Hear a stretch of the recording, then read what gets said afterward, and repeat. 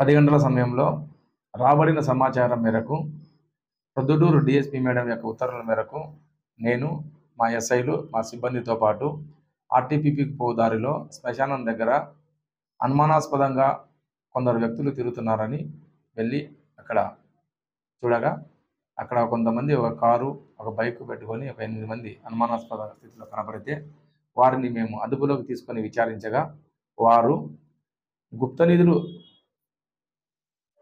గుప్త నిధుల విషయంలో ఆసక్తి గల వారిని గుర్తించి వారి దగ్గర మేము గుప్త నిధులు లేపుతామని చెప్పేసి మోసపూరిత మాటలు చెప్పి వారి దగ్గర పూజా సామాగ్రి కోసము ఇంకా వగైరా ఖర్చుల కోసము డబ్బులు కలెక్ట్ చేసుకొని వీరే ఒక విగ్రహాన్ని కొని ముందుగా వారు అనుకున్న పథకం ప్రకారము ఏదో ఒక ప్లేస్లో ఒక విగ్రహము, తర్వాత కొన్ని జాతి రాళ్ళు, అవి వజ్రాలుగా భ్రమ కలిగేటట్టు ఉండే జాతి రాళ్లను కొన్ని తీసుకొని పోయి ముందుగానే పూడ్చి వీళ్ళకు ఒక డేట్ ఫిక్స్ చేసి ఆ పలానా డేట్లో మేము గుప్త నిధులు లేపినామని చెప్పి తీసుకొని వచ్చి అవి వారికి ఇచ్చి మోసపూరితంగా డబ్బులు కాజేసే ముఠాగా వారిని గుర్తించినాము.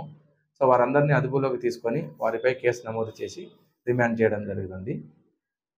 ముఠాలో సభ్యులు మెయిన్గా ఎర్రసాని శ్రీనివాసులు, ఇతను కడపవాసి. సో నారిగండ్ల లక్ష్మీనారాయణ అని చెప్పేసి అతను కొప్పోలు గ్రామం, వల్లూరు మండలము. ఇతను ఆ గ్యాంగ్లో గురువుగా యాక్ట్ చేస్తుంటాడు, మిగతా వాళ్ళు సభ్యులుగా ఉంటారు. వారందరినీ కూడా అదుపులోకి తీసుకొని కేసు నమోదు చేసి రిమాండ్ పంపడం జరుగుతుంది. For more videos like this, subscribe Big TV channel.